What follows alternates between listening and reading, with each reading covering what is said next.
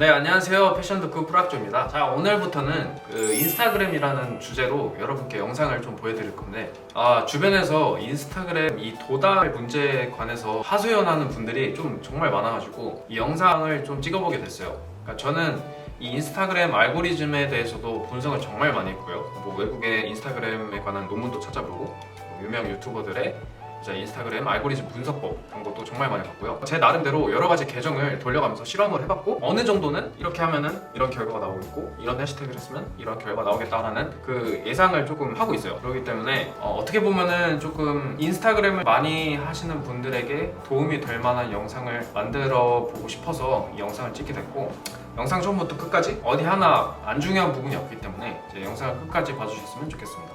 자, 그러면은 인스타그램 인사이트란 무엇일까? 그리고 일반 계정과 비즈니스, 이 크리에이터 세 가지 계정의 차이점과 각 계정의 장단점, 인사이트를 어떻게 분석하면 되는지, 게시물 인사이트는 또 어떻게 분석하면 되는지 네 가지에 대해서 여러분께 알려드릴까 하고 한번 영상 시작해 보도록 하겠습니다. 인스타그램 인사이트란 무엇일까? 여러분들의 인스타그램 활동을 좀 통계적 수치로 보여주는 기능입니다.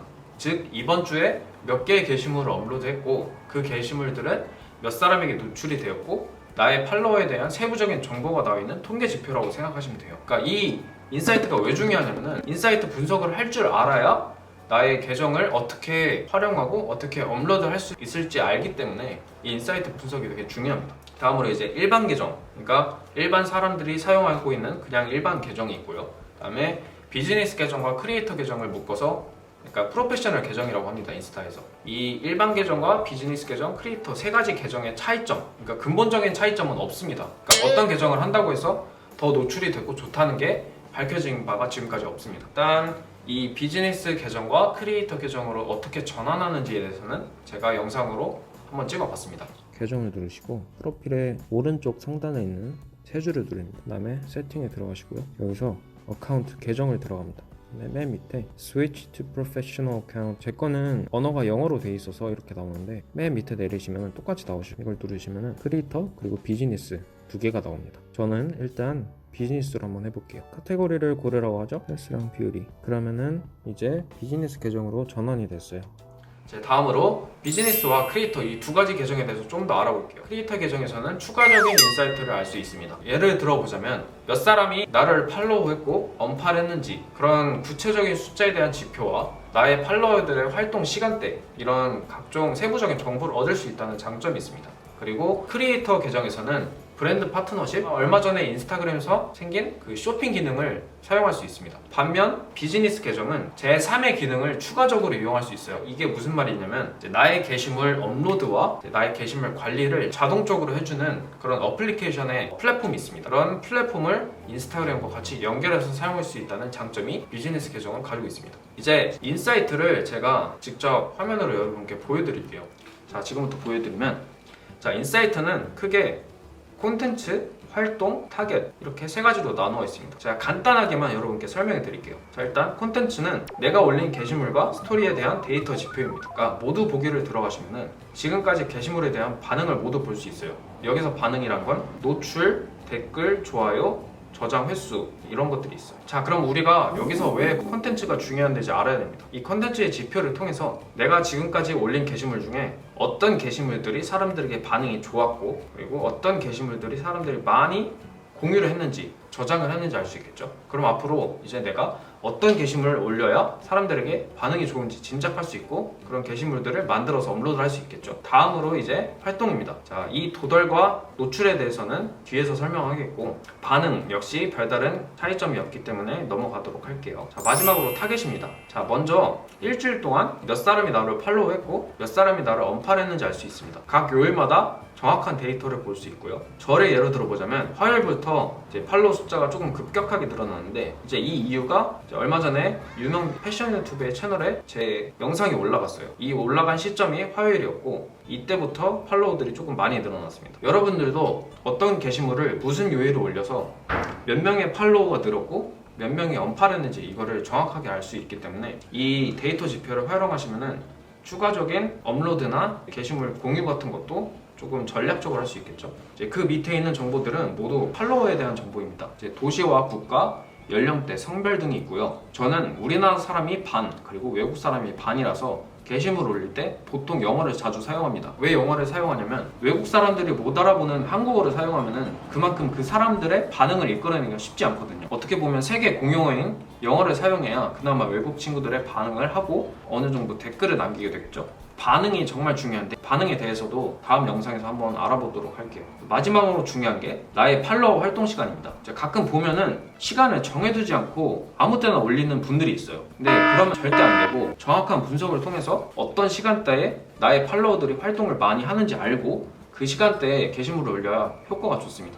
그러니까 예를 들어서 보자면 저는 이제 화, 수, 목, 금 이 일주일 중에 화수목금이 가장 많은 사람들이 활동을 합니다. 그리고 이제 시간대를 조금 더 세부적으로 보면은 보통 이제 9시, 12시 이 사이가 가장 많죠. 그래서 제가 게시물을 보통 오후 9시에서 9시 반에 올리는 이유가 여기 있습니다. 자, 그 다음으로 게시물 인사이트에서 설명을 해드릴 건데 자, 왼쪽부터 좋아요, 댓글, 공유, 저장입니다. 공유는 게시물의 종이 비행기 모양을 통해서 몇 사람에게 공유가 됐는지의 수치, 그 다음에 저장은 몇 사람이 나의 게시물을 저장했는지 보여주는 수치입니다. 자, 그러면은 둘러보기를 보시죠. 이 게시물을 통해서 몇 사람이 나를 팔로우했고 도달과 노출의 데이터를 보여줍니다. 자, 도달과 노출의 차이점을 설명해 보자면 도달은 몇 사람에게 이 게시물이 보여졌는지를 보여주는 수치이고 노출은 말 그대로 몇 사람에게 노출이 됐는지의 수치입니다. 자, 조금 더 자세하게 쉽게 설명을 해보자면은 이 사진을 저장해 놓고 어떤 사람이 그러니까 처음에 본 횟수 1번 그리고 저장으로 다시 이 사진을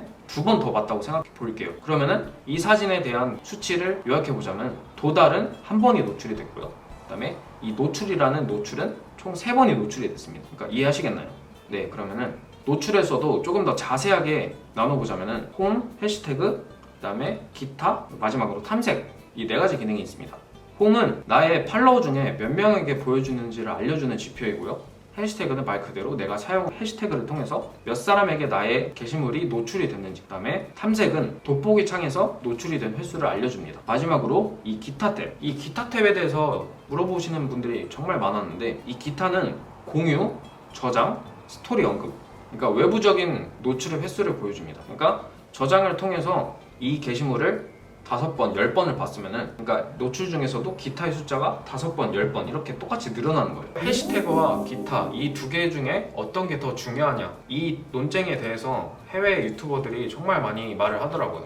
근데 제가 생각한 결론이 뭐냐면 각 계정마다 분명히 방향성과 아이덴티티가 다 달라요. 저를 예를 들어 보자면 저는 패션을 주제로 제 데일리룩을 공유하는 게 가장 큰 저의 방향성이거든요. 제 입장에서 보면은 해시태그보다는 기타가 더 중요해요. 그러니까 왜냐하면은 남자 데일리 룩이라는 해시태그를 검색해서 이 사용자가 들어봤어요. 제 사진을 봤는데 일단 1차적으로 해시태그만 검색해서 제 사진을 보고 저를 팔로우한다는 보장이었고요.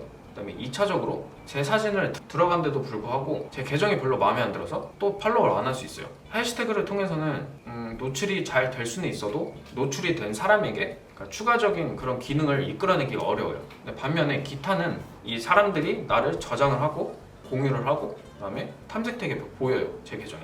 그러면은 이 사람 뭐야? 라고 하면서 눌러보겠죠. 이 눌러보고 다시 계정에 들어와서 다른 사진들을 보고 다른 사진들이 괜찮다. 그 다음 행동이 팔로우가 되겠죠. 기타에서는 추가적인 파도 타기가 가능한데 이 해시태그에서는 그게 좀 한정적이에요. 반면에 이제 패션이 주 목적이 아닌 카페나 음식점 같이 약간 수익을 목적으로 하는 계정이 있다고 생각해 볼게요. 그런 계정들은 좀 요즘 사람들이 정보를 어디서 많이 얻냐면은 네이버에서도 많이 얻는데 보통 음식점이나 카페는 인스타에서 많이 얻어요. 여러분도 동의하시죠? 정확한 주소는 네이버를 통해서 얼마든지 얻을 수 있지만 이 어떤 음식들을 팔고 그 가게의 인테리어나 분위기 이런 거는 인스타그램을 통해서 확인할 수 있거든요. 그렇기 때문에 그런 카페나 음식점이 주된 목적인 그런 계정들은 이제 기타보다는 해시태그가 더 중요한 거죠. 제가 분석한 토대로 어느 정도 여러분께 설명을 해드렸는데 도움이 됐는지는 잘 모르겠어요. 그래서 제가 오늘 올린 이 인사이트 분석에 대한 영상을 보시고 혹시나 제 계정은 이런 인사이트가 나옵니다. 이런 인사이트가 나오는데 여기에 대한 성일님의 의견이나 추가적인 피드백이 궁금합니다. 이렇게 궁금하시거나 조금 피드백이 필요하신 분들은 유튜브 댓글에 남겨주셔도 좋고요. 가장 빠른 답변은 아마 인스타 DM이 될 것 같아요. DM을 보내실 때 프로필 사진 한 장 캡처해서 보내주시고요. 페이지 계정 인사이트 하나, 게시물 인사이트 하나 이렇게 총 3장을 보내주시면은 제가 궁금하신 점이나 뭐 피드백 제가 해드리도록 하겠습니다. 그럼 오늘 영상은 이 정도로 한번 마무리를 할까 하고요. 이제 다음 영상에서는 아마 해시태그나 이제 위치 태그 사용법에 대해서 조금 더 상세하게 또 효과적으로 사용할 수 있는지에 대한 방법을 여러분께 공유해 드릴까 합니다. 감사합니다. 패션 덕후 뿌락조였습니다.